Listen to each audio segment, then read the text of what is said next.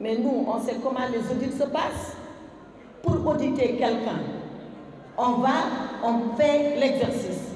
Une fois qu'on a fini, on dit à la personne auditée, voilà ce que j'ai trouvé. Qu'est-ce que tu en penses? Et la personne fait ses observations. Et une fois que la personne a fait ses observations, la Cour des comptes sort son rapport définitif. Dans cette affaire, jamais, au grand jamais, les ministres des Finances du gouvernement de Macky Sall, Amadou Ba, Abdoulaye Daouda Diallo et Yarhamou Moustapha Ba, que Allah l'accueille au paradis, jamais on a dit à l'un quelconque d'entre eux, qu'est-ce que vous pensez de cela? Personne. On a fait comme si l'interlocuteur de la Cour des comptes, c'est toujours les services du ministère des Finances avec les nouvelles autorités politiques. Voyons.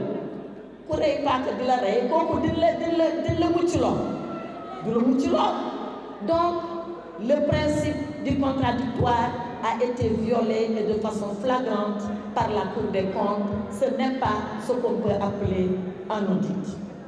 Toujours sur la forme. Moi, j'ai été étonnée parce que quand le rapport, on l'a eu, moi, j'ai tiré un document physique. Vous ne verrez aucune signature dans ce rapport. Qui a signé ce rapport? Qui a fait ce rapport? On nous a dit la Cour des comptes, d'accord? On nous a dit la Chambre budgétaire administrative, d'accord? Mais qui là-bas? Qui? Il y a ici le nom du président. C'est là dans le rapport. Et le président, il s'appelle Bakou. Mais Bakou n'a jamais signé ce rapport. Il ne l'a jamais signé. Où est le rapport signé par Bakou? Qu'on nous le donne. Au moins que ce rapport ait un auteur. Mais là, nous avons défini de ragal ko assumé. Ragal ko assumé. Man de bo xé dara dina ko signé. Ma xamni li man mako def li motax ma def ko te ma signé ko ñep xamni man la. Donc sur la forme, voilà les deux lacunes et graves lacunes de ce rapport. On ne sait pas qui a fait ce rapport, on ne sait pas qui l'a signé, qui revendique la paternité de ce rapport, paternité juridique, je veux dire, et on n'a pas respecté le principe du contradictoire. Si c'est ça un audit, il y a meilleur et il y a mieux que cela. Mais ce n'est pas seulement ça. Je vous avais dit qu'on rejette ce rapport sur la forme et qu'on va le rejeter aussi sur le fond. Sur le fond, la chose pour moi la plus grave, mais vraiment la plus grave, c'est que la Cour des comptes, elle vient auditer la gestion ou les gestions de 2019 à 2024. Mais qu'est-ce qu'elle audite, la Cour des comptes? Qu'est-ce qu'elle fait? Elle le dit elle-même, c'est à la page 8 de son rapport. La Cour des comptes dit, excusez-moi, je vais sortir la page 8. La Cour des comptes dit, objectif de l'audit. Qu'est-ce qu'elle veut faire? Elle dit, l'objectif général de l'audit est de s'assurer que le rapport produit par le gouvernement rend compte fidèlement de la situation budgétaire et financière de l'État de 2019 à 2024. Mais la Cour des comptes, de 2019 à 2023, mais elle a vu la situation budgétaire et financière de l'État elle-même. Donc elle est en train de faire un travail qu'elle a déjà fait dans le passé. Mais nous voilà lan moo xew ba muy dem di baamtuwaat liggéey boo xam ni moom defoon na ko ba arriver à des conclusions qui sont contraires. Personne ne comprend cela. Alors lu fi xew parce que le régime bi dafa changé. Et la Cour des comptes, en regardant les états financiers de 2019, 2020, 2021, 2022, 2023, la Cour des comptes a tout certifié. Elle a certifié tous ces comptes-là. Et quand elle les certifie, elle nous dit que c'est conforme, que c'est bon. Parce que le ministre Pape Malick Ndour a parlé de la loi de règlement. La loi de règlement, c'est quoi? La loi de règlement, c'est la loi qui donne quitus au gouvernement de sa gestion. Qui dit au gouvernement, voilà, on vous avait voté un budget. en 2019. Vous avez exécuté le budget en 2019. Nous sommes 2020, nous analysons le budget tel qu'il a été exécuté. On trouve que tout est conforme. J'avais à peine 16 ans quand j'ai quitté mon pays pour arriver en Espagne, un pays que je ne connaissais pas. Mais avant que l'Assemblée ne vote, il faut que la Cour des comptes certifie. Tant que la Cour des comptes ne certifie pas, l'Assemblée ne vote pas. Voilà, maintenant, c'est cette même Cour des comptes qui a accepté les comptes, qui les a déclarés sincères et vrais. C'est la même Cour des comptes qui revient faire un audit pour dire j'ai trouvé ceci, j'ai trouvé cela. Qu'est-ce qu'il faut penser de la Cour des comptes? C'est la raison pour laquelle Pape Malick Ndour a audité l'audit de la Cour des comptes. Parce que nag tey fu ñu toll nii ñoom ñi lañ war a audité ñoom ñi nangu woon ba pare dellu weddi waat seen bopp ñoom dañoo weddi seen bopp tey. Mais la loi de règlement, qui peut aller au-dessus d'elle? Moi, la question juridique que je me pose est qu'une fois que la loi de règlement est votée, est-ce qu'un audit peut revenir sur les dispositions de la loi de règlement? On connaît quand même la hiérarchie des normes. Une loi qui est votée, xanaa ñu abrogé comme ñoom abrogé moo xaw nag lu ne ñoxor njaay ñu ne dañuy abrogé léegi est-ce que au Sénégal ils vont abroger les lois de règlement? Amul dara lu mu ne nekk ci kaw loi de règlement te loi de règlement yëpp Cour des comptes certifié na leen assemblée voté na leen ba mu des la celle de 2022 qui devait déposer qui avait été déposée en 2023. kon boog lan mooy wax ji lan mooy wax ji c'est quoi le problème?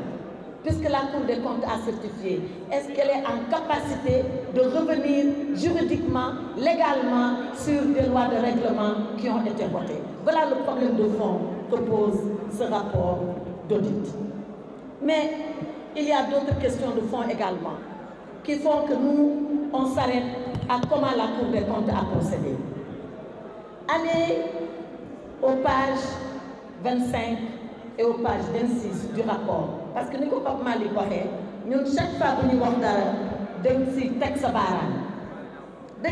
baaraam page 25 la Cour des comptes est en train de dire voilà des DAT que le Trésor public avait constitué. DAT c'est des dépôts à terme. Et la Cour des comptes reproche au gouvernement d'avoir démobilisé ces DAT. Et il dit, ils ont utilisé l'argent. Mais comment ils ont utilisé l'argent? Où cet argent est passé? La Cour des comptes ne le dit pas. Dafa mel ni ñoom dañu ñëw tamaate dëmm te duñu wax affaire bi naka la demee ak fu mu jaar ak nu mu mel ba ngay mën dul baaraam nga tax kii dëgg. Mais ce n'est pas une façon de faire. Ce n'est pas une façon sérieuse de travailler. On a connu la Cour des comptes beaucoup plus rigoureuse que ce qui a été fait dans cette affaire. Beneen bi may wax Pape Malick wax na ko mooy quand la Cour des comptes fait comme si on a vendu les immeubles de l'État parce que jaay nañu immeuble État nit ñi xëy ñu rek wax ko dañ koo lire ci rapport bi. À la page 26, la Cour des comptes dit on a procédé à la vente des immeubles. Mais tout le monde sait que cette vente-là ni ko Pape Malick waxee sorti ci la rek ak xawma ak def ci sorti ci la rek ak def ci. Mais c'est comme si tout ce qui a été fait dans le sens de jeter les gouvernements successifs du président Macky Sall à la vindicte populaire. Mais on n'acceptera pas d'être victime de ce jeu-là. Et c'est là où je voulais venir à la finalité. La finalité de ce rapport, boo ko xoolee ba nga xoolaat ko nga càmbar ko ba nga càmbaraat ko benn rek la.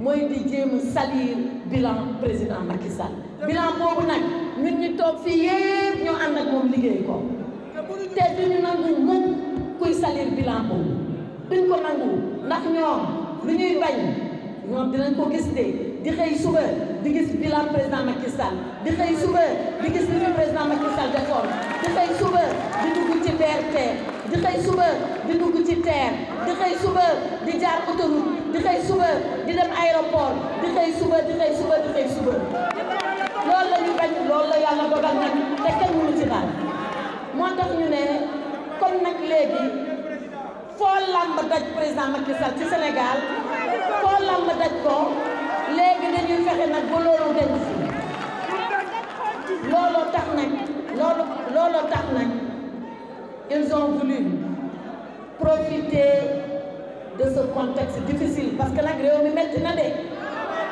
ku wax nag ak ku noppi xam nga ni réew mi metti na te it ñu ngay waajal ñun en tout cas ñu ngay waajal pour les musulmans ñu ngay waajal Ramadan te ku ne xam na période bu metti la te loolu yëpp ñu xam ne mu ngi jub si ñu ne nañ am lu ñu sànni nit ñi ñu jàpp ci di ko ŋawtee ba ñun ñu may ñu jàmm. C'est en fait ça la finalité de ce rapport. Et voilà pourquoi ce rapport sort maintenant. Voilà même pourquoi il sort l'avant-veille où notre camarade, l'honorable Farba Ngom, est convoqué par le juge. loolu yëpp ñun xam nañ ko xam nga problème bi lan la ñun xam nañ nguur xam nañ opposition ñoom bu dee xam nañ opposition ñu ngi soog a di bëgg a xam nguur nañ jàngate noppi ndax jàng nag àndul ak ay wax àndul ak ay coow ndax coow li la finalité pour en revenir que dans ce contexte difficile ils ont eu le prétexte de sortir un texte aux allures de réquisitoire contre le régime de Macky Sall, mais le réquisitoire il va s'effondrer aussi rapidement que les accusations sont gratuites. C'est parce que l'accusation elle est gratuite que le réquisitoire va s'effondrer. Et le ministre Pape Malick l'a dit, waa léegi on va inventer un délit sans délinquant. Ils vont dire il y a des délits mais il n'y a pas de délinquant. Ana délinquant yi fii amul fenn fuñ ko tudd. Donc loolu lañ bëgg indi fii ci Sénégal duñ ko mës a nangu. Maintenant quand même ce rapport a fait des dégâts. Il a fait des dégâts et il a fait des victimes. Les victimes nag du ñun donte am na fu ñuy bokkee ci victimes yi xam nga victime yi ñan la première victime c'est la Cour des comptes. Cour des comptes bi nga xam ni ak fi ñu ko tegoon ak niñ ko fonke woon ak niñ ko daan ormalee Cour des comptes musul génnee rapport boo ko daan di sax da ngay lox parce que kenn musul xalaat di weddi li Cour des comptes wax guleen tey bi Sénégal doone Sénégal ba léegi ñu teg rapport Cour des comptes publiquement ñu weddi lu Cour bi c'est la première fois dans l'histoire du Sénégal. Donc avec ce rapport la Cour des comptes s'est tiré une véritable balle dans le pied. Jamais waru woon def ni. La deuxième victime c'est l'État du Sénégal, pauvre État du Sénégal ak ni ñu ko xamee woon avec ses hauts fonctionnaires qui sont des agents déterminés, courageux, dévoués. Ñoom xamuñu sax politique lu muy dox. Bu Senghor toogee ñu ànd ak moom liggéey bu Abdou Diouf ñëwee ñu ànd ak moom liggéey bu Ablaye Wade toogee ñu ànd ak moom liggéey bu Macky Sall nekkee ñu ànd ak moom liggéey ñu xaar ba léegi ñoom ci seen bopp ñuy bëgg administration bi weddi boppam ñuy tuumaal ay hauts fonctionnaires de l'État.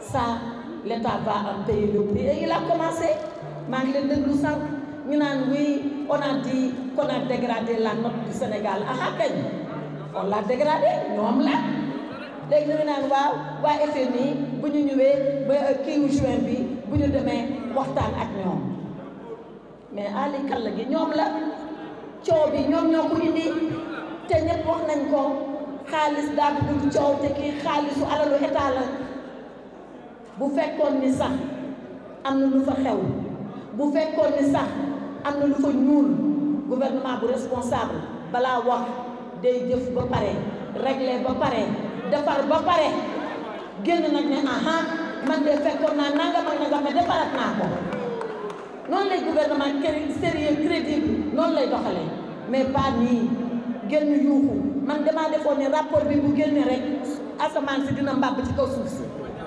tellement que ñu ko doon wax ay bii rapport ana mu zéro la montagne a accouché d'une petite souris.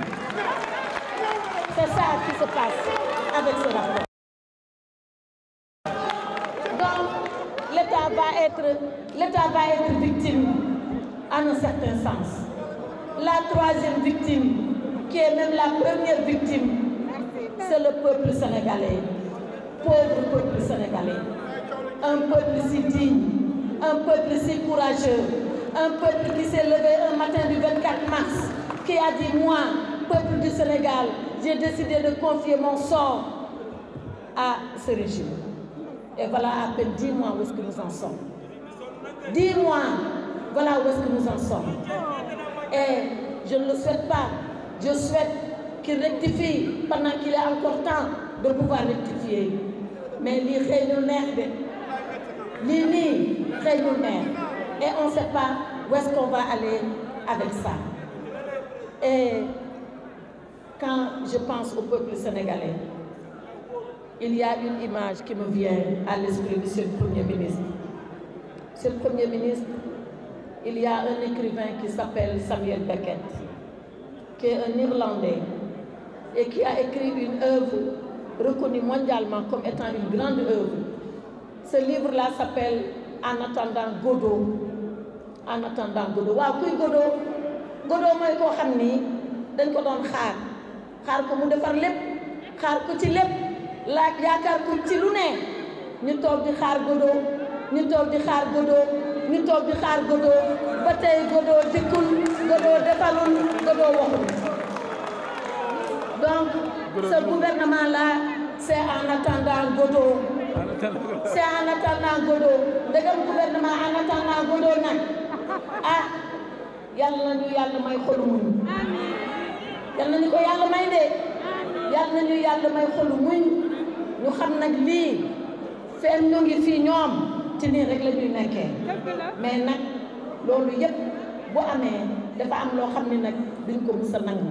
Mooy président Macky Sall liggéey bu mucc ayib bii qu'il fait ce bilan extraordinaire à la tête du Sénégal. Et nous sommes témoins, nous qui étions avec lui tous les jours de la semaine, voir comment il a géré le destin de ce pays, voir comment, avec efficacité, avec son tempérament et sa qualité d'ingénieur. L'ingénieur, c'est celui qui cherche réponse à toutes les difficultés. L'ingénieur, c'est celui qui apporte la solution à tous les problèmes. Et Macky Sall est un ingénieur à la tête du Sénégal. Loolu nag lañ bëgg nag mu deñ fii te du fi mës a deñ lii mu def dafa dugg taarixu Sénégal kenn mënu koo génne. J'avais dit à Podor quand le président Macky Sall était venu à l'époque lancer encore ces grands travaux de désenclavement de l'île à Morphée.